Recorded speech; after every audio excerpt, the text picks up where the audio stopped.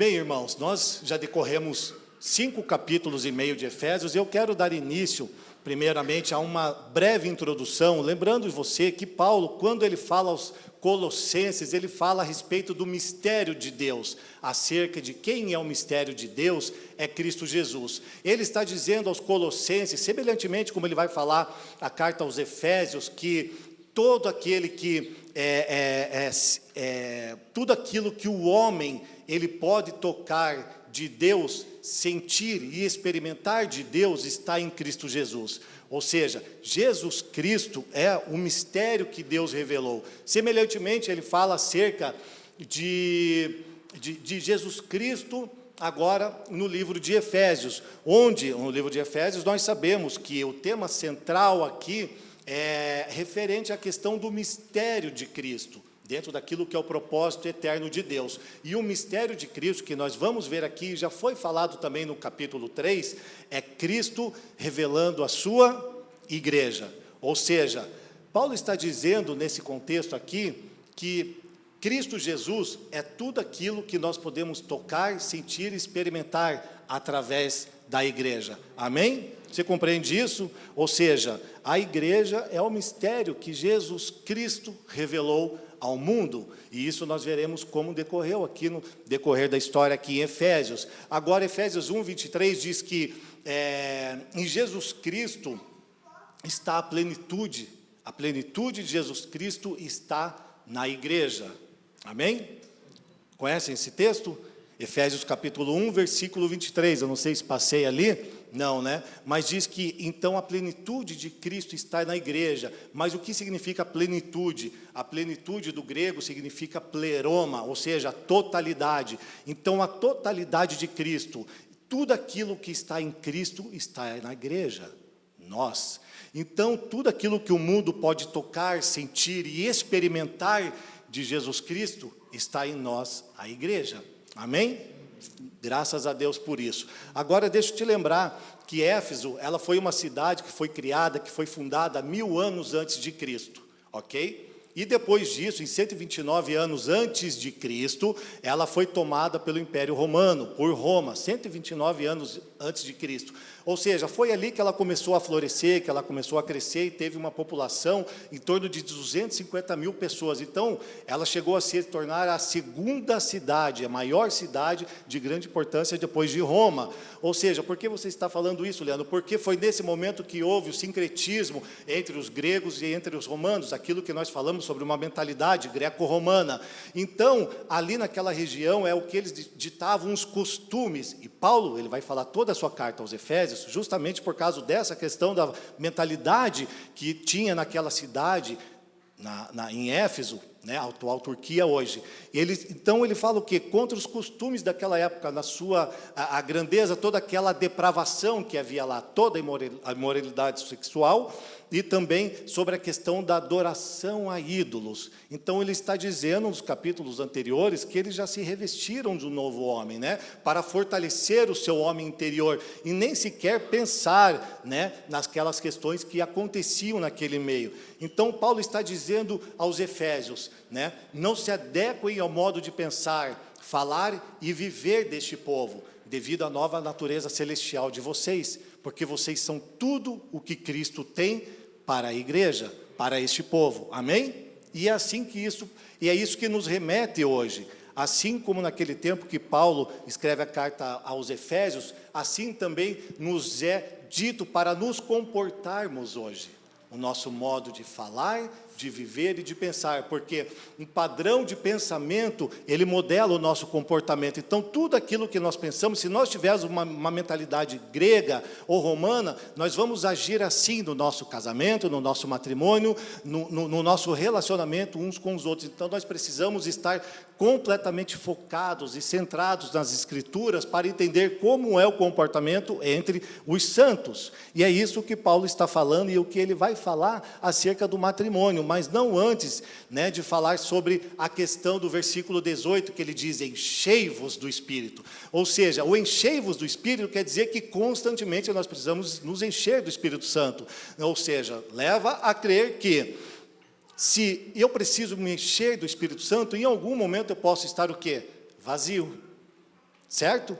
Então, aquilo que nós vivemos, as nossas experiências, aquela situação onde nós oramos, onde nós jejuamos, onde nós nos debruçamos diante das Escrituras e crescemos, né, no nosso homem interior e ficamos cheios do Espírito, não serve para hoje. Ela serviu para aquele dia, serviu para aquele tempo, mas no decorrer da história você vê que os homens sempre estão buscando a Deus, estão buscando o seu caráter, estão buscando ter intimidade com Ele para serem cheios, plenos do Espírito, terem a totalidade de Cristo, para serem realmente como Jesus Cristo.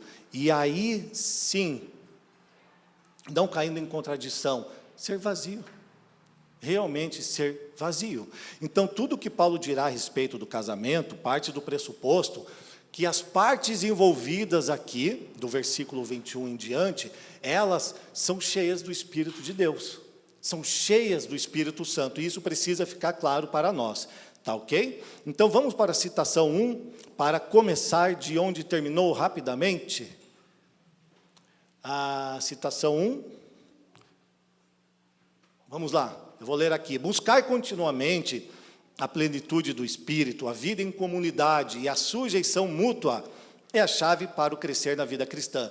Quanto mais cheio do Espírito Santo, mais sensibilidade obtenho, renunciando ao orgulho e à obstinação, para servir aos outros com humildade. Então, a busca do Espírito Santo é para viver em comunidade, para me sujeitar uns aos outros, para que eu possa realmente renunciar ao orgulho do velho homem, aquilo que Paulo fala, né, repetidas vezes, né, vocês já mudaram as suas vestes, vocês já não são mais um velho homem, vocês são um novo homem, né, uma nova sociedade, né, de acordo com o padrão celestial, para servir aos outros. Então, veja que a descrição de Paulo aqui, de casamento, que ele vai discorrer aqui, não é referente a duas pessoas carentes. Nós não estamos vendo isso aqui. Ainda que nós, né, quando olhamos para a nossa sociedade, para nossas vidas, talvez no início do nosso matrimônio, casamos talvez por carência ou por alguma debilidade, enfim, né?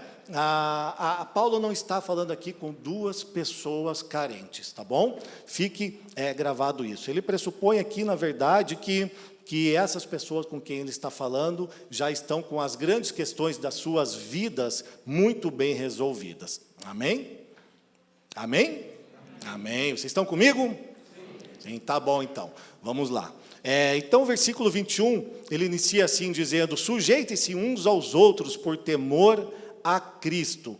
Então, primeiro ele falando sobre a sujeição de uns aos outros aqui, fala sobre os nossos papéis, o papel cristão em poder ocupar a todas as nossas áreas da vida. A nossa sujeição, ela vai entre o matrimônio, entre as nossas questões familiares e também a nossa vida social. Ou seja, em todas essas áreas nós precisamos o quê? Sujeitar-nos uns aos outros. A grande questão dessa sujeição mútua é que dentro do lar, dentro do matrimônio, o marido também se sujeita à sua esposa. Aí, mulher, pode dar um glória a Deus aí? Aí, fala aí, agora vocês ficaram felizes. Mas não é essa mulher que tem que se sujeitar ao homem, não, porque a Escritura diz, você está errado, Leandro. Bem, nós vamos ver na Escritura se está certo ou não isso. Então, quando ele fala sobre a sujeição mútua, obviamente ele está dizendo, sujeitem-se uns aos outros, maridos, vocês também se sujeitem às suas esposas. Assim como ele diz que nós precisamos ensinar os nossos filhos o caminho que devem andar, também precisamos ensinar os nossos filhos ao quê? A se sujeitarem aos pais, a honrarem pai e mãe, ok? Assim também como nós, como trabalhadores, como empregados, precisamos também sermos sujeitos aos nossos líderes, certo? Aqueles que estão sobre nós. Então, a sociedade, os trabalhadores, né, nós temos que ser dessa forma. Então, mas isso no decorrer do capítulo 6, né, Paulo vai falar e vai se aprofundar acerca dessas questões. Mas tudo isso nós precisamos entender que tem que ser de forma voluntária. Porque o que nós fazemos quando nós nos sujeitamos, está dizendo, sujeitáveis uns aos outros, não está lá, tirou. Como? No temor de Cristo. Então, nós temos que saber que a maneira de nós, né, nos sujeitarmos uns aos outros é referente como um temor de Cristo. Agora, nós precisamos compreender que, às vezes, essa palavra sujeição, ela é um pouco... não digo nem banalizada, mas um pouco mal compreendida, porque a palavra sujeição não quer dizer que você é um empregado que fecha os olhos e faz tudo e obedece tudo que o outro manda. E também não, por quê? Porque não é uma outra palavra para inferioridade, tá bom? Porque todos nós temos direitos iguais, né? Direitos dignos, dignidade diante de Deus e diante de um dos outros, porque nós somos semelhantes a Deus, mas nós temos papéis diferentes. Agora, por que, Leandro? Coloca a citação 2 para mim, por favor. Então, por que você está falando isso? Porque quando nós nos sujeitamos uns aos outros, muitas vezes, nós estamos o quê? Debaixo de uma autoridade, debaixo de uma liderança. E eu quero falar rapidamente aqui, nessa questão. Consegue enxergar ali? Sim? Então, a autoridade de uma pessoa, ela nunca é ilimitada, ok? Vou falar rapidamente aqui, eu vou passando aqui para explicar. Então, a autoridade de uma pessoa, ela nunca é limitada, ela nunca deve ser usada de maneira egoísta, egoisticamente. A nossa autoridade, nós vamos ver que ela não pode ser egoísta, olhando somente para os nossos próprios interesses. E isso vale em todas as áreas, como eu falei anteriormente, na sua família, no seu matrimônio, com a sua família, né, com os seus filhos e também em toda a sociedade, no seu trabalho, na sua faculdade, né, onde quer que você esteja. E também a autoridade deve ser sempre em benefício do outro. A autoridade não significa tirania, mas um líder servo. O que você quer dizer com isso, Leandro? Quando nós olhamos para essa questão de autoridade ou de liderança, também é uma conotação estranha que nós podemos ter referente à sujeição. Por quê? Porque nós estamos cansados de sermos oprimidos, né, de sermos machucados por pessoas que abusam do poder que tem sobre nós, seja em qualquer área, seja o marido com a mulher, que muitas vezes tem uma autoridade abusiva. E não é assim, a autoridade não é e não deve ser abusiva, nós vamos ver rapidamente aqui, ou até mesmo com os chefes, você que é empresário, você que é chefe, precisa entender que a sua maneira de tratar o seu empregado não pode ser abusiva, não pode ser pelo empoderamento do cargo que você tem. Como assim, Leandro? O que você quer dizer? Por quê? Porque foi como eu falei no primeiro ponto, a autoridade do homem é limitada. A única pessoa que tem uma autoridade sobre nós que é ilimitada e soberana é o Senhor Jesus Cristo e o nosso Pai, o nosso Deus. Amém? Vocês estão entendendo isso? Então, nós vemos em Atos capítulo 5, no verso 29, quando Pedro e os apóstolos, eles estão ali pregando o Evangelho, estão falando em nome de Jesus Cristo, então os líderes da época, eles vêm até ele e falam assim, parem de pregar nesse nome. Vocês não podem mais falar no nome de Jesus Cristo. Então ele diz o quê? Aquilo que nós entendemos, que nós conhecemos, essa frase tão conhecida em Atos 5, convém o quê? Obedecer antes. Vamos, gente, vamos lá. Convém que venhamos a obedecer antes a Deus do que aos homens. Então aqui você vê assim, opa, então um homem tem um limite de autoridade. E quando ele quebra a sua autoridade, que é de servir, de não olhar para os seus próprios interesses, quando ele olha para os seus próprios interesses e quebra a autoridade bíblica, você sai debaixo dessa sujeição. E é isso que Pedro está falando aqui. Quando nós olhamos no verso de 12 a 16 do capítulo 13 de João, é aquele momento em que Jesus, ele está lavando os pés dos seus discípulos, ele está o quê? Redefinindo o modelo de autoridade, que à época os gregos e os romanos, eles tinham com a sua mentalidade de exercer poder e domínio opressivo sobre o povo.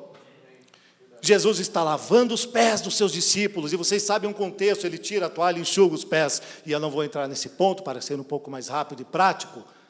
Ele está redefinindo o modelo de autoridade, aquele que tem autoridade e é líder sobre o outro, ele deve servir.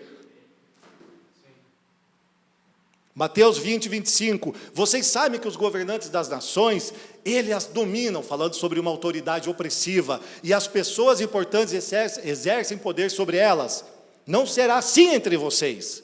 Pelo contrário, quem quiser tornar-se importante, líder, autoridade no seu meio, deverá ser servo. E quem quiser ser o primeiro, deverá ser escravo. Como a mim, como filho do homem, que sou líder, que tem autoridade sobre vocês, mas não veio para ser servido, mas para servir e dar a sua vida em resgate por muitos. Amém? Glória a Deus. Então eu estou trazendo esses pontos para que nós possamos compreender o que é servir, o que é nós nos sujeitarmos, o que é autoridade bíblica, o que é uma liderança bíblica na nossa vida. E Paulo vai entrar agora dentro do matrimônio. Mas tudo isso em temor a Cristo. O temor a Cristo fala de relacionamento, mas não é medo, mais uma palavra que nós precisamos resignificar aqui na nossa mente. Temor não é medo de Deus, é reverência, né? São as nuances do hebraico. Ele fala sobre reverência e respeito, mas está ditando dentro de um relacionamento. Então, eu reverencio e eu respeito dentro do meu relacionamento essa pessoa a qual eu me sujeito com temor a Cristo, porque ela é liderança sobre mim, é autoridade sobre mim. Amém? Tá bom. Somente o temor a Cristo, ou seja, a relação com Ele, pode nos libertar para sermos cheios do Espírito e servirmos uns aos outros com reverência, respeito, alegria e deleite. Então, nós precisamos compreender que o temor do Senhor, ele vai gerar em nós um relacionamento com Ele, no sentido de reverência, de respeito, ao qual, simultaneamente, nós devemos ter uns para com os outros. Sujeitai-vos uns aos outros no temor de Cristo. Amém? Glórias a Deus. Vamos lá, verso 22. Mulheres, sujeitem-se a seus maridos, como ao... Vamos lá, mulheres, sujeitem-se aos seus maridos, como ao... Senhor. Ficou mais claro agora essa questão da sujeição? Fica mais fácil se sujeitar ao seu marido? Eu espero que sim. Porque de onde vem primeiramente essa autoridade? É o que primeiramente as mulheres podem se perguntar, né? Porque como que eu vou me sujeitar ao meu marido, se eu não sei de onde vem essa autoridade? Me explique isso aí. Não, mas está na Bíblia.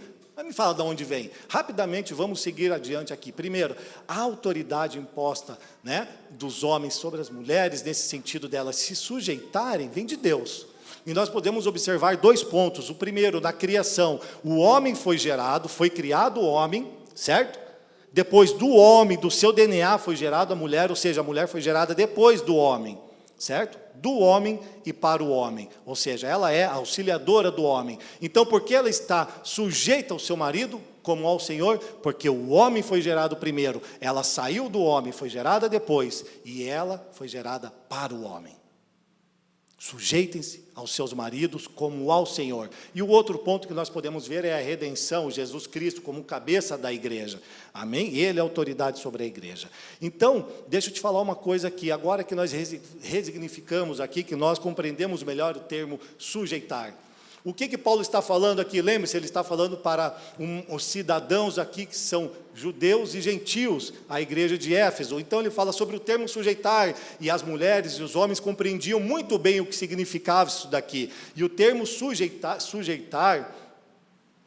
o verbo sujeitar significa um termo militar grego, significa um soldado que se sujeita a um oficial. Veja bem, o termo militar grego que Paulo usa aqui é referente a um soldado que se sujeita a um oficial. Por isso ele está falando sobre a sujeição. Mulheres se sujeitem a seus maridos como ao Senhor.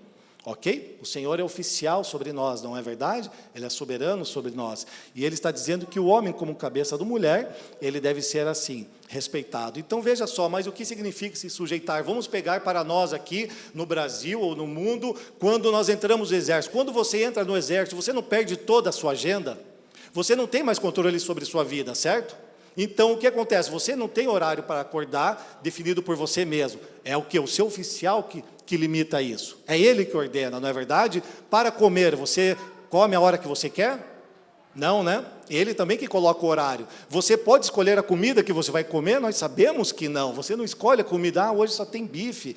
Hoje tem só feijão, arroz e ovo. É isso mesmo. Mas não tem lá uma picanha, um mignon? Não. Você não estabelece aquilo que você vai comer porque você está debaixo da sujeição de um oficial, tanto quanto do que vestir, o horário que vai dormir e até mesmo o horário que você vai tomar banho. Então você está completamente sem agenda. Você é o que entregou toda a sua vida nas mãos deles. É essa conotação que Paulo está trazendo para os Efésios aqui, de que você perde completamente a sua independência por uma relação com Cristo e com o seu cônjuge.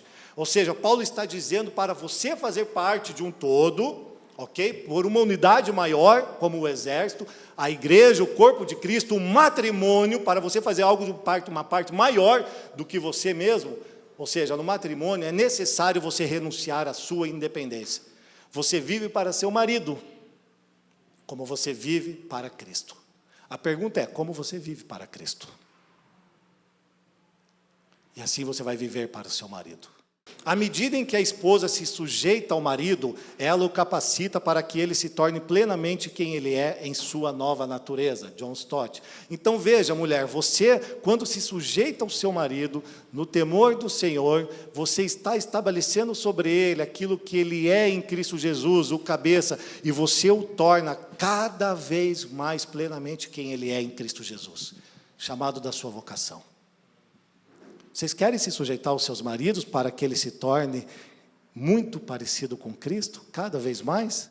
Ou seja, então, as exortações de Paulo a cada cônjuge têm uma forma distinta. No entanto, cada cônjuge é chamado a fazer sacrifícios, não somente a esposa, mas o marido também.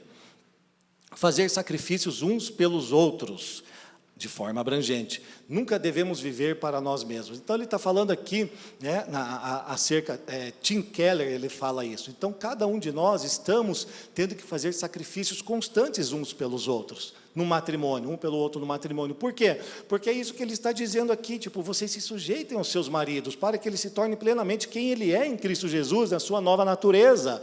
Então, isso é muito bom, porque você agora já tem um conceito de se sujeitar a alguém que é líder, alguém que é autoridade sobre você, é muito bom, porque essa pessoa que está cheia do Espírito, lembra que não são duas pessoas carentes, mas cheia do Espírito, ele vai te tratar como Cristo tratou a igreja, amando-a, se entregando por ela. Então você vai se sacrificar se sujeitando a ele, e ele vai se sacrificar te amando. Então veja, gente, isso é muito importante entender, porque quando a mulher, ela inverte o papel e ela toma o lugar do marido como querendo ser o cabeça, o que é que acontece? O que acontece? É como uma pessoa com a visão turva.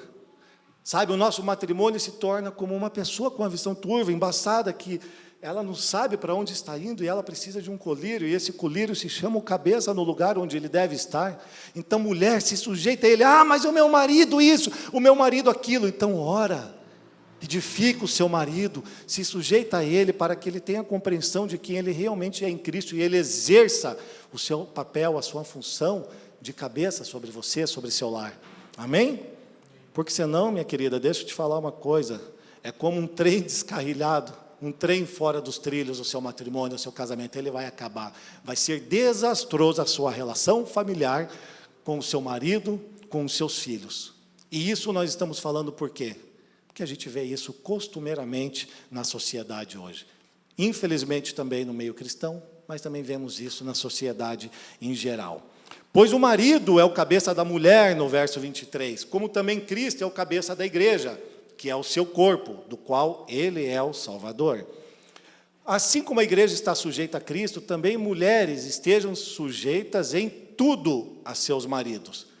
Então veja, primeiramente aqui, antigamente, no tempo antigo, nós sabemos que a submissão era algo muito difícil de aceitar, porque era realmente opressivo naquele tempo, ou seja, os homens eram tipo ogros, assim, né? Tipo, eu mando e você faz, é assim que tem que ser. Não, mas se você falasse alguma coisa, era tapa na cara.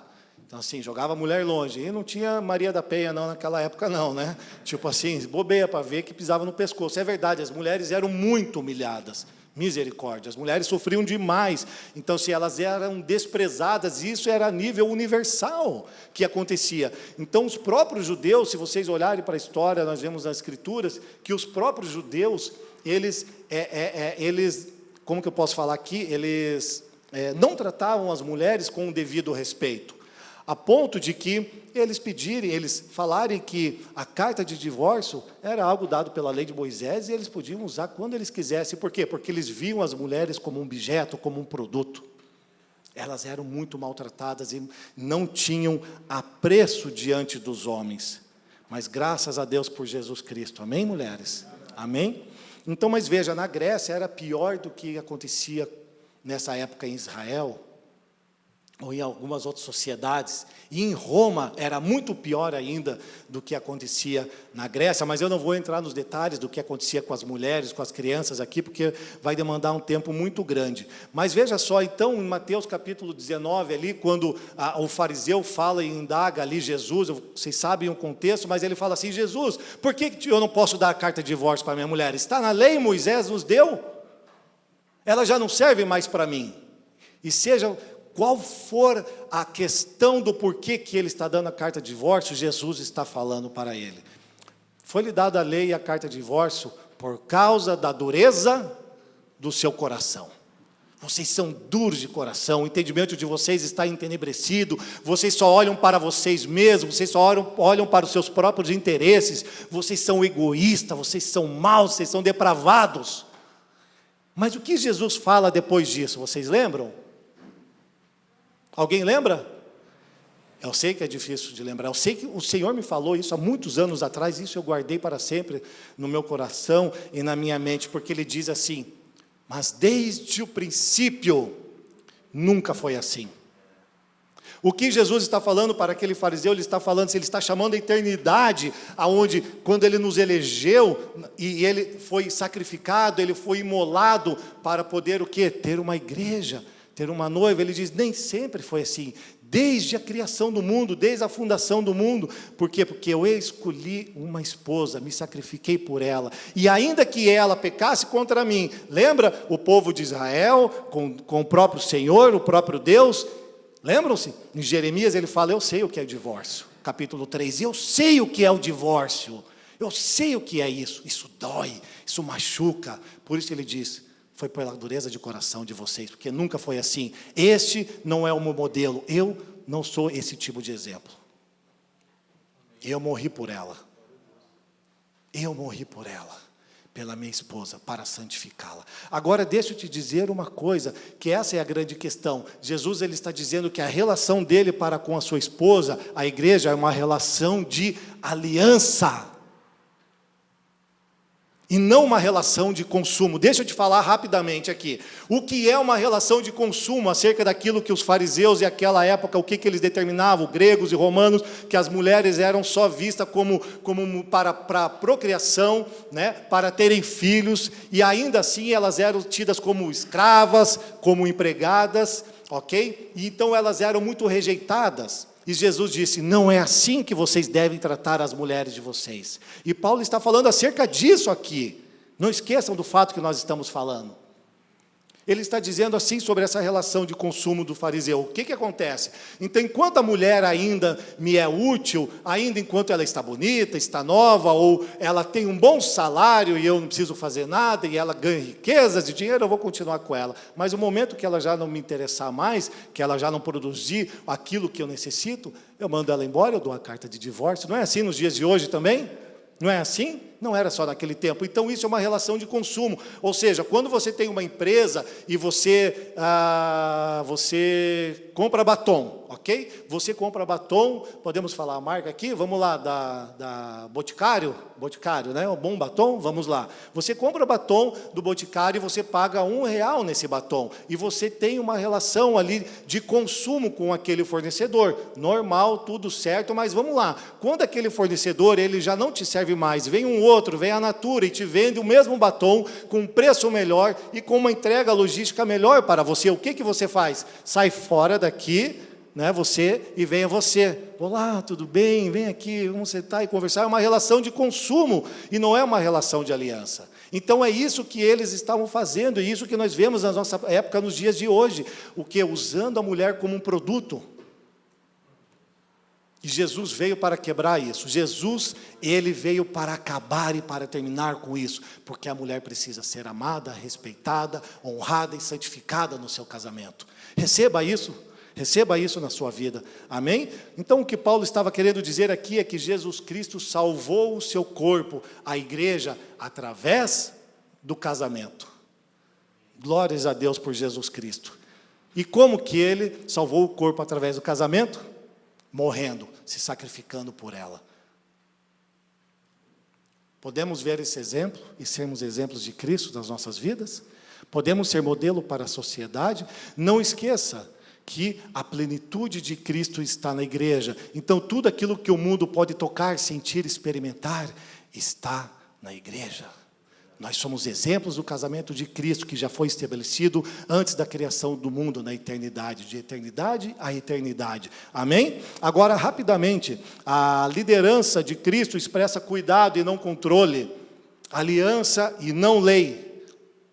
liberdade e não opressão. Alguns esclarecimentos aqui. A submissão, então, é uma obrigação universal do cristão. Perfeito? O marido também deve se submeter, se sujeitar à esposa. Por quê? Porque o verso 22, mulheres, sujeitem-se aos seus maridos como ao Senhor, vem, obviamente, depois do versículo 21. E se o verso 21 vem antes, que diz sujeitavos uns aos outros, ele está dizendo, mulheres, sujeitem-se aos seus maridos, maridos, sujeitem-se às suas mulheres. Depois, mulheres, sujeitem-se aos seus maridos como ao Senhor. Então, é seu dever, como marido, se sujeitar à sua esposa, no temor do Senhor, com realmente sendo cabeça, alguém que tem autoridade, alguém que tem uma liderança bíblica, como Jesus, sendo servo.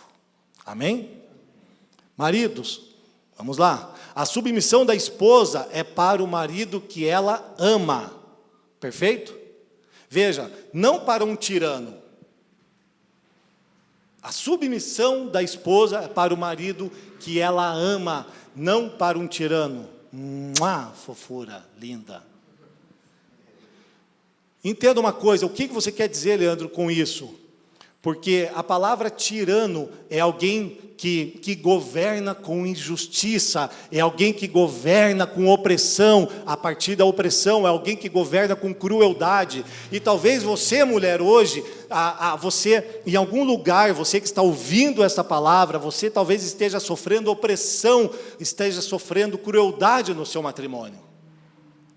E a palavra do Senhor, ela te habilita, como nós lemos ali, quando o homem fere a autoridade bíblica, você está completamente liberta para não se sujeitar ao seu marido. Diante do Senhor, você talvez esteja sofrendo algum abuso físico, talvez mulheres estejam sofrendo agora mesmo, e nós sabemos das estatísticas, sofrendo abuso sexual, mesmo dentro do seu matrimônio, esteja sofrendo psicologicamente por causa da pressão do marido sobre ela, um tirano, alguém que age com injustiça e crueldade. Você não deve submissão a ele. Você não deve submissão a ele. Antes, convém que você se sujeite a Cristo, antes a Deus, do que aos homens. Amém?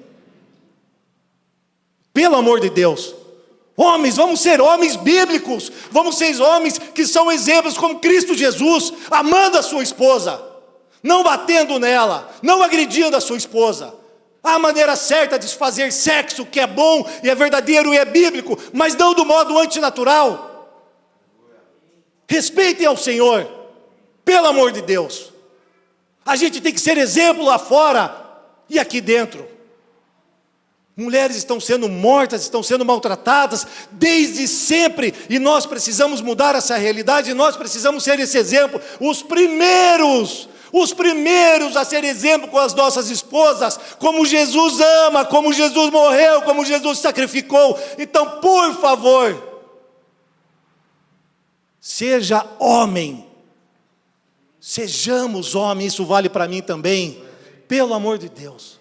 Você tem a oportunidade, irmão, você tem a oportunidade de se reconciliar com o Senhor, você tem a oportunidade de se arrepender e de converter, é o que a palavra do Senhor diz, arrependei-vos e convertei-vos, pois o Senhor Jesus Cristo está à porta, em nome de Jesus, porque Jesus está nos libertando das manchas e das rugas que ofuscam a sua beleza, e nós devemos ser esses homens, esses maridos que estão limpando as rugas, as feridas, as manchas de nossas esposas. Seja que aconteceu no passado, seja se está acontecendo agora, que vocês sejam curadas em nome de Jesus.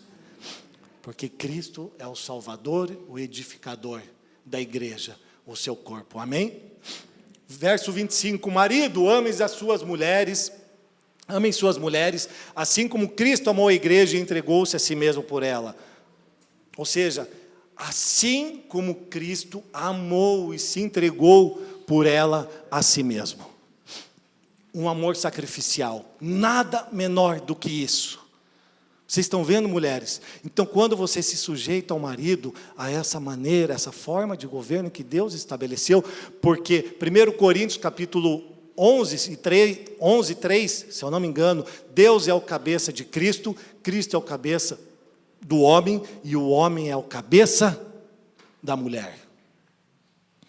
Então, a maneira que o homem deve amar a sua esposa é como Cristo amou a igreja, morrendo por ela, um amor sacrificial, um amor de cruz, um amor onde verteu o sangue do seu corpo até lhe custar a morte. A pergunta é se nós estamos dando tudo aquilo que nós podemos pela nossa esposa.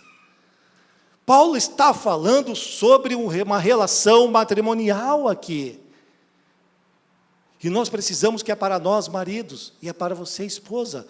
Marido, ame a sua esposa com um modelo de Cristo. Porque nós podemos até pensar que no momento em que nós estamos apaixonados e casamos, que seria automático, não é verdade? Não é verdade, Fafa? Parece que é automático, eu casei, eu vou começar a amar minha esposa. Não, é algo intencional. Você precisa atraí-la para você e você precisa realmente ser alguém que a ama através de vários aspectos que são rotineiros, mais práticos, que você deve fazer na sua vida. Mas o que nós vemos são estereótipos, desde os tempos antigos. Um estereótipo do homem, qual é? Não é o que ama, né? Como Cristo amou se entregando por ela, mas normalmente é pelo autoritarismo, que é alguém que quer governar pela força. Eu sou assim mesmo. A minha esposa sabe. Não, não é assim. Não é pela força que você governa e que você ama a sua esposa. Muito menos como hedonistas. Ou seja, eu amo a minha esposa, mas eu quero sempre que ela se sacrifique pelos meus interesses, pelos meus desejos. Este não é o comportamento bíblico de um homem que ama a sua mulher. Nem autoritário, nem hedonista. Amém? Então, nós devemos estar realmente determinados em todo momento em seguir o exemplo de Jesus Cristo. Por isso, nós devemos seguir essa exortação. Maridos, amem as suas esposas como Cristo amou a sua igreja e morreu por ela, de morte sacrificial. Você precisa realmente, nesse auto-sacrifício, morrer e realmente renunciar a você mesmo, para que você possa se entregar por ela de maneira total. Agora, um esclarecimento, né? Nós precisamos entender realmente, né, isso que Jesus, ele não viveu para ele mesmo, em nenhum momento. Então, se você compreende que Jesus é exemplo para você dentro de um matrimônio, dentro da sua vida, você não deve viver para você mesmo. Você, quando casa, um dos aspectos que o casamento tem é que você deve casar para fazer o seu cônjuge feliz. No momento em que você torna o seu cônjuge feliz, você recebe também a mesma felicidade. É um sacrifício de ambas as partes. Então, assim, nós devemos ter um caráter íntegro de autossacrifício para servir realmente a nossa esposa. E também sempre agir com mansidade, né? Sempre agir de uma maneira humilde, como o nosso Senhor. Amém? Agora, deixa eu falar para você. A questão é que, e você deve conhecer pessoas assim, por causa da questão da globalização e dessas coisas tão rápidas, internet, questões comerciais, trabalho, e a gente sabe que são taxas grandes do governo, imposto, e tudo sobe, luz, e etc. E aí a gente está ali, ó, trabalhando, é 5, é 10, é 12 horas muitas vezes. Muitas vezes a gente passa mais do que 12 horas trabalhando na nossa vida. Mas sabe o que a Escritura fala acerca de um homem dessa forma, que trabalha tanto assim, desse jeito, e não se sacrifica pela esposa? Fala que ele é vadio. Sabe? Nós nos passamos de vadios, homens. Mas o que é alguém vadio? Não é um palavrão. É só uma pessoa que não tem ocupação, que está ociosa. Vadios. E que se empenha um pouco. Do que você está falando, Leandro? Me lembre agora sobre o texto que nós acabamos de ler. Sobre se sacrificar pela esposa, como Cristo se sacrificou por ela. Ou seja, nós temos a desculpa e uma mentalidade de trabalho, globalização, e aí eu preciso suprir a minha esposa, colocando comida em casa, afinal ninguém, né, vai colocar comida em casa, ninguém vai pagar minhas contas. Não, Deus não existe para você, realmente, porque você é o seu próprio Deus, é o seu ventre, o seu braço, é o seu Deus. Então trabalhe 5, 10, 20 horas por dia, para dizer que você está trabalhando, se sacrificando pela sua esposa. Mas quando nós olhamos para a vida de Cristo, não é assim que se sacrifica pela esposa. Você está sendo um vadio, alguém sem ocupação, porque a maneira do homem se sacrificar pela esposa é dando toda a sua vida, toda a sua atenção, morrer por ela. Obviamente o trabalho faz parte, nós precisamos, né, financeiramente suprir o nosso lar, mas isso não é tudo, porque o dinheiro para Jesus não é o que coloca-se em primeiro lugar, mas sim a vida sua conjugal, você saber que ela está bem, você ter tempo com ela. Porque é assim que você salva a sua esposa, que você a purifica. E eu e você vamos prestar contas da nossa família, da nossa esposa e dos nossos filhos. Quanto tempo você dedicou a eles? Ou você só trabalhou. E sabe qual é o pior? É que a gente daí diz que ama. Não, está aqui, ó. Nós estamos trabalhando pela esposa ou pelo dinheiro? Essa é a pergunta que fica para você. Eu faço para mim, você faz para você. Deixa no ar. Amém? Deixa para você aí. Citação 4, por favor. Quando o marido ama a esposa, significa perder-se para que a esposa possa se encontrar. Essa é a essência do relacionamento conjugal.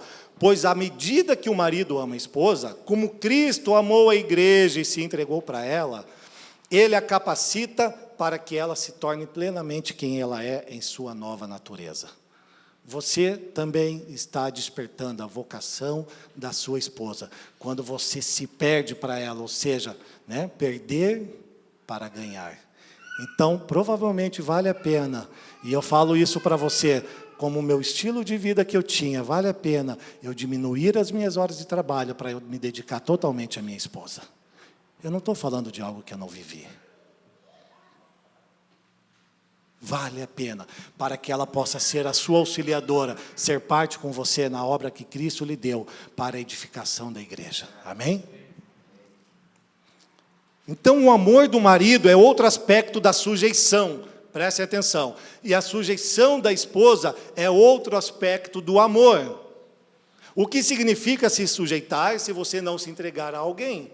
E o que significa amar se você não se entregar a alguém? Esses são dois aspectos da mesma coisa. Ou seja, John Stott fala isso. O que ele está falando aqui? Então, da mesma maneira que a mulher se sujeita ao homem, esta é uma maneira que ela está amando o homem, porque ela está sendo submissa, ela está se sujeitando a ele.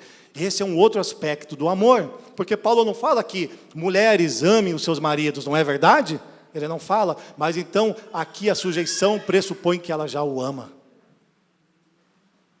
E aí, marido, você ama a sua esposa e se sujeita a ela. Mas como que o marido se sujeita se isso aqui não é uma ordenança? Porque todo marido que ama de maneira sacrificial a sua esposa, entende o que é ser cabeça, tem um conceito correto de liderança e de autoridade, é alguém que a serve, é um tipo de sujeição. Então os dois têm sujeição e amor ligado uns aos outros. Amém? Pessoas que não estão carentes, mas cheias do Espírito. Nós somos uma comunidade cheia do Espírito? Amém? Nós somos uma igreja cheia do Espírito. A igreja de Cristo, sim. Amém? Graças a Deus por isso. 26, para santificá-la, tendo-a purificado pelo lavar da água mediante a palavra, e apresentá-la a si mesmo como igreja gloriosa, sem mancha, nem ruga, ou coisa semelhante, mas santa e inculpável. Então, como se desenvolve esse compromisso, né, de torná-la santa e inculpável, né? Na verdade, nessa época aqui era costume, mais uma vez, vamos voltar acerca daquilo que Paulo está escrevendo, e para quem ele está escrevendo? Para a igreja em Éfeso, mentalidade greco-romana naquela sociedade, ok? Então, assim, ele está dizendo o que aqui? Lembre-se que naquela época, né, os maridos, o que aconteciam? Eles não dormiam com as suas esposas. Como assim? Porque o judeu, ele dizia que quando a sua esposa estava impura por uma questão técnica, né? Ou seja, por causa do seu ciclo menstrual, ela estava impura. Veja a maneira que o homem estava menosprezando desde aquela época. São várias formas que nós estamos falando aqui para vermos como a mulher estava sendo denigrida. Mas graças a Deus por Jesus Cristo, porque ele trouxe liberdade para a mulher e dignidade para ela, mostrando que ela é semelhante a Deus e tem um papel crucial com o corpo de Cristo dentro do seu matrimônio. Amém? Então veja só, então eles não dormiam com as suas mulheres durante aquele período, porque senão eles se tornariam impuros. Então, Paulo está escrevendo aqui, mas vocês precisam santificar, purificar, pelo lavar da água mediante a palavra, e apresentá-la a si mesmo, como igreja gloriosa, sem mancha, nem ruga, ou coisa semelhante, mas santa e inculpável. Ou seja, o marido é que santifica a sua esposa dentro do matrimônio, e por isso não deve haver rejeição. Como que você santifica a sua esposa? Dentro do matrimônio. E como que você não a rejeita? Ignorando os fatores biológicos, ok? Porque a palavra de Cristo, ela torna a mulher quem ela realmente é em sua identidade. O marido não só se sacrifica por ela, mas a purifica pela palavra. Pois nem só de pão viverá o homem, né? Mas de toda palavra que procede da boca de Deus. Então, toda vez que você ministra sobre a sua esposa, ela está sendo purificada. Ministre sobre a sua esposa, ore com a sua esposa. Tenha tempo, tenha dedicação com ela, dedique-se a ela, se importe com ela. Citação número 5, vamos lá, vamos correr aqui. Citação número 5. Cristo não morreu pelo mundo, mas pela igreja, que é a sua esposa, nós conhecemos. Ele foi ferido, sangrou, foi brutalmente castigado, renunciando à sua vida para atraí-la e tratá-la com o devido respeito que ela merece. Igreja gloriosa, sem mancha, nem ruga ou coisa semelhante, mas santa e inculpável. Cristo tornou a sua esposa pura, santa e inculpável, morrendo por ela, a ponto de ser pendurado no madeiro e verter sangue, e este sangue a purificou. A sua morte a purificou. Ele não a mais vê com impureza, como os judeus viam, não, porque ele havia purificado. Jamais veja sua mulher com impureza, amém? Mas santifique-a pela palavra. Da mesma forma, os maridos devem amar as suas mulheres como a seus próprios corpos. Quem ama a sua mulher, ama a si mesmo. Ou seja, como eu não sou mais dois dentro do matrimônio, eu sou um com a minha esposa, se eu ferir a minha esposa, automaticamente eu firo a mim mesmo. Mateus, no Sermão da Montanha, Mateus 7, no versículo 12, ele diz, façam aos outros o que você quer que lhe seja feito. Então, nós precisamos entender isso, até porque quando um membro do corpo, ele está ferido, está machucado, todo o corpo padece. Então, nós precisamos entender isto. Então, o que Paulo está dizendo aqui? Cuide do corpo, cuide da sua esposa, assim como você cuida a si mesmo. E a resposta que ele dá aqui é justamente essa, quem ama a mulher, ama a si mesmo. Ponto. Ele já está respondendo o que ele falou antes. Mas para a gente traduzir para a nossa linguagem de hoje, o que ele está querendo dizer efetivamente para mim e para você, marido? Preste atenção. Você é o homem da casa, você é o pastor dessa casa, você é o marido da sua esposa, você é o sacerdote da sua esposa, você é o profeta da sua esposa. Você é aquele que tem autoridade maior sobre a sua esposa, não eu. Você. Ah, pastor, a minha esposa, o meu filho, você já orou por ela? Por ele, por essa situação? Não. Então ore. Primeiro você, porque você precisa exercer maior responsabilidade e autoridade sobre a sua esposa do que eu. Amém? Então nós continuamente também auxiliamos nesse processo. Mas o que ele está dizendo aqui? Que você, marido, que é sacerdote, que é o cabeça sobre a mulher, que é o profeta sobre a sua casa, você precisa o quê? Cuidar da vida espiritual, da vida física e da vida emocional da sua esposa. Maridos, cuidem da vida espiritual, física e emocional da sua esposa, como vocês cuidam de vocês mesmos. Porque se você não consegue ser pastor na sua casa, cuidando da sua esposa, você não vai ser fora da sua casa. Por favor. Não sejamos hipócritas, cuidemos de nossas esposas. É você, foi para você que Deus deu esse encargo sobre essa família, ao qual você vai prestar contas. Marido, ame as suas mulheres, como o Senhor amou e se entregou por ela. Cuida dela. Você é pastor sobre ela, então não venha, eu não consigo cuidar, então por favor, Não venha querer ser pastor na igreja, cuidar de pessoas, porque você não tem capacidade ainda. Você precisa ser cuidado, você precisa talvez de leitinho. É um menino. Precisamos crescer, né? A gente precisa ser cheios do Espírito, crescer em maturidade. Precisamos dar confiança para a nossa mulher, para ela olhar para nós e falar: uau, eu vou com ele aonde ele for.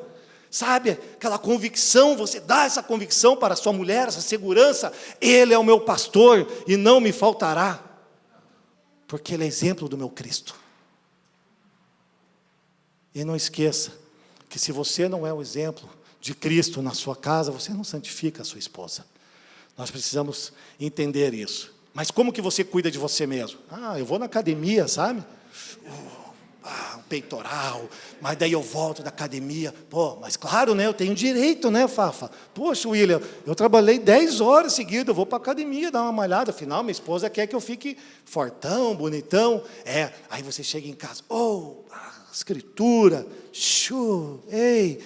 né? E queima para o Senhor lá, e está lá queimando, né? Isso, e você está queimando, e bebendo, e tudo mais. E a sua esposa, está onde? Aí você procura, cadê a sua esposa? E você está lá, cuidando de si próprio. Uma mentalidade hedonista. Você não está se preocupando com ela. Você não está se preocupando com o seu bem espiritual, com o seu bem físico, muito menos com o seu bem emocional. Mas depois você vai querer chamar ela aos 24 do segundo tempo: amor, vamos tomar banho? Vamos, né? E aí a mulher diz para você: não, por quê? Porque eu estou cansada. Por quê? Porque ela faz tudo sozinha em casa. Marido frouxo, ocioso, não é verdade? Vadio, vagabundo. Essa a palavra. Não é verdade? Desculpe, mulheres, mas é isso. Por quê? Porque ele está cuidando só da sua vida, só dos seus interesses, e ele não dá atenção para a esposa. Aí, de repente, a mulher está lá, daí: você não vai comer? Não, porque enche. Que enche? Teu casamento, teu matrimônio está se acabando, meu amigo. Você tem que fazer isso, mas sem esquecer disso. Estão me entendendo? Não era para dar risada, era para ser sério, mas amém? Então a sua responsabilidade é amar a sua esposa e cuidar dela, como você faz com você mesmo. Assim como você faz com você mesmo, com o seu corpo, com o seu espiritual, com as suas emoções, faça com ela. Cuida dela. Amém? Ela é sua esposa, né? Aleluia. Não minha. Não é do pastor, é sua, é desse pastor, então é você que tem esse compromisso com ela. Pastor, eu não consigo porque é minha esposa. Não vou nem entrar nesse ponto, vamos lá. 29, o tempo já passou bastante aqui. Além do mais, ninguém jamais odiou o seu próprio corpo, antes o alimenta e dele cuida, como também Cristo faz com a igreja, pois somos membros do seu corpo. Veja só, ninguém o odiou, mas cuida dele como sendo seu próprio corpo. Aleluia, glória a Deus. Porque o homem precisa ser gentil, cavalheiro, ele precisa ser um bom ouvinte da sua esposa. Irmão, a mulher gosta de falar, e falar, e falar. E você tem que entender que você precisa ouvir. De verdade, irmão. Sabe, tinha um seriado lá, eu não lembro, né, amor? Era muito... Ela está lembrando, você lembrou? E a mulher... E aí ela falava com ele assim tal, e ele pensava, como que é o nome dele? Terry Crew, né? Cara, muito legal. E ela falava com ele assim, a esposa, e aí ele falou: puxa, toda hora ela quer ficar falando comigo, está tirando aqui do meu devocional, está tirando aqui, eu estou tentando malhar, e está difícil. Ela me liga, me manda mensagem. Aí ele falou: mas já sei, quando ela falar comigo, eu vou falar: é mesmo? E aí ela falava com ele: amor, você tal, isso aqui dele, é mesmo? E aí ele falava assim, cara, ele não dava importância para a mulher, ele só estava pensando nele mesmo. Cara, que cara ocioso, né? Que cara vadio. Nós muitas vezes, né, não somos assim? Reconheça seu pecado também. Tá bom, irmão? Vamos lá, mas o que acontece? A mulher precisa ser alimentada, você precisa se concentrar. Leandro, alimentada, é isso que o texto está falando, né? Antes o alimenta e dele cuida. né? Então ela precisa ser alimentada intimamente. Agora eles gostaram, aleluia. Espero que você tenha cumprido toda a sua vocação como marido, para que chegue nessa hora e você não só alimente, e possa ser alimentado, né? Porque da maneira que você a rejeita, ela também pode te rejeitar. Então fica esperto, varão, né? Então assim, vamos lá, mas o que significa a palavra cuidar, que significa essa questão de alimentá-la fisicamente, né? Intimamente? Essa palavra do grego, ela significa acariciar. Olha que legal. Então o cuidar da esposa significa acariciar, ou seja, o marido precisa ter sensibilidade às necessidades físicas e emocionais da esposa, e sexo realmente é uma delas. E talvez você pense, então o sexo é o mais importante? É tão importante quanto. Então ele é menos importante? Ele é tão menos importante quanto. Porque a mulher, você precisa se concentrar nela, você precisa entrar dentro do coração dela, você precisa entrar dentro da cabeça e do universo dela. E a gente tem dificuldade para isso, vocês sabem, é verdade. Então se concentra nela, sabe, conecta com ela, porque você é um com ela, você não é dois mais. Amém? Infelizmente nós vemos, né? Aí casados que vivem como solteiro, infelizmente, né? Pelo amor de Deus, é mais fácil dar atenção ali pro amigo. Mas o meu amigo, eu vou socorrer o meu amigo. Mas não sei o que, eu vou lá socorrer não sei o quem. O futebol, que hora? 7 horas, estou colocando 6 horas, chega o trabalho, coloca a roupa, não precisa tomar banho, vai jogar futebol. Chega em casa, amor, só um pouquinho, agora estou vendo aqui Corinthians e Palmeiras. E dá-lhe controle remoto. Amor, pode pegar aqui essa panela aqui que está pesada? Para mim não dá, meu dedo está cheio de calo, querida. Porque não sai da televisão, não tem tempo com a mulher, é casado, mas vive como solteiro. A gente precisa acordar para amar as nossas esposas, como Cristo amou a igreja, e se entregou por ela, por um sacrifício, um alto sacrifício intencional. Você quer casar ainda, solteiro? Espero que sim, da maneira correta, né? Com uma varoa crente no Senhor. Porque se já é difícil, né, se sujeitar, né, com alguém que é crente, imagine que é alguém que é incrédulo. Jesus amado. Aleluia, Senhor. Citação 6, vamos correr aqui. Ele nos incorporou a si mesmo. Fez-nos de si mesmo em uma união profunda, fez-nos parte de si mesmo em uma união profunda e indissolúvel. Não há como se desconectar mais de Cristo. Ele nos incorporou a si mesmo. Está entendendo? Você foi incorporado à sua esposa e não há mais como você se desconectar dela. Vocês são um. Cuide dela. Trate ela com o devido respeito. Porque a união que você tem com a sua esposa é profunda e indissolúvel, assim como a união de Cristo com a igreja. Por essa razão, o homem deixará pai e mãe e se unirá à sua mulher, e os dois se tornarão uma só carne. Conhecemos bem o texto, né? Paulo aqui, ele está citando, assim como também Cristo, ele também cita, né? Gênesis capítulo 2, o versículo 24, 32. Este é um mistério profundo, refiro-me, porém, a Cristo e à igreja. Paulo está explicando aqui, através do matrimônio, por que a igreja é um mistério profundo de Cristo. E quando nós olhamos para o capítulo 2 de Gênesis, ele explica isso aqui, com a vida de Adão. Veja só, então Deus, ele gera o homem, certo? Então um homem, ele é colocado, ele tem o seu serviço, ele coloca, dá o nome aos animais, etc, coisa e tal, e após o seu serviço ele faz o quê? Com que ele tenha um profundo sono, porque Deus viu que não era bom que ele estivesse só. Então ele, da sua costela, né, do seu próprio DNA, do DNA do homem, ele forma a mulher. E aí, então, ele tem a sua esposa. Da mesma maneira, veja só, o verso 31 diz que por essa razão o homem deixará pai e mãe. Então Jesus Cristo deixa a sua casa, ele vem para a terra, ele nasce, se torna homem, ele é crucificado, certo? E o seu lado direito é aberto, como o de Adão. Mas 3 dias depois, Jesus Cristo, ele acorda, ele ressuscita. E quando ele ressuscita, ele tem uma esposa. Esse é o mistério de Cristo. Este é o mistério que Paulo está falando para os Efésios. É o núcleo aqui desta porção das Escrituras, dentro do que é o eterno propósito de Deus. É a centralidade, está aqui, onde ele está dizendo que agora Cristo tem uma esposa. Este é o mistério de Cristo revelado, que outrora foi e estava oculto nas gerações passadas. Mas espera aí, ele está dizendo que esse mistério é profundo.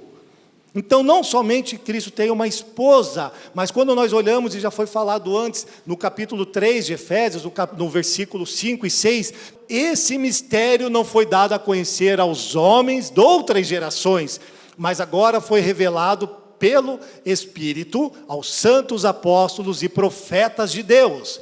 6. Significando que, mediante o Evangelho, preste atenção, os gentios são co-herdeiros com Israel, membro do mesmo corpo e coparticipantes da promessa em Cristo. E aí ele segue. É deste evangelho que eu fui, pela graça de Deus, enviado para pregar a vocês. Então, qual é o mistério profundo? É a igreja, formada entre judeus e gentios.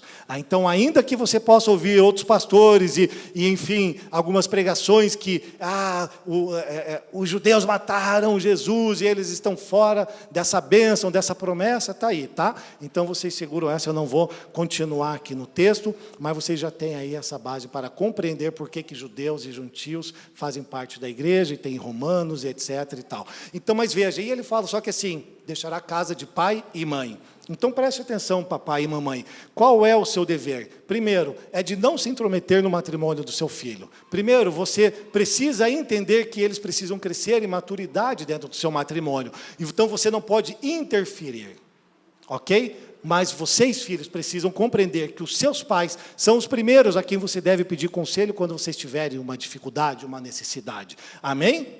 Ok, papai? Ok, mamãe? Porque os filhos, eles geram dependência dos pais. Principalmente a esposa, mas ambos têm essa dependência dos pais. E quanto mais os pais interferem negativamente no casamento dos filhos, menos haverá devoção entre os cônjuges. Aí eles não alcançam o seu propósito, a sua vocação dentro do matrimônio, um para com o outro. Entende isso? Papai e mamãe, cumpram as Escrituras. Portanto, cada um de vocês também ame a sua mulher como a si mesmo, é o último versículo. E a mulher trata o marido com todo o respeito. Veja, Paulo ele inicia o texto falando sobre amor e sujeição. Agora ele está terminando falando sobre amor e respeito. Agora, quero só ler um texto aqui para vocês, de Apocalipse 19, no versículo 7, e a gente vai terminar com uma última citação, segura aí, tá bom? Diz assim, 19:7, regozijemo-nos, vamos nos alegrar, porque e dar glória, pois chegou a hora do casamento do Cordeiro, e a sua noiva já se aprontou. Aleluia, glórias a Deus. Por isso mesmo, Jesus está edificando a sua igreja, e a sua promessa de que haverá um casamento foi cumprida. Ele cumpriu todas as suas promessas.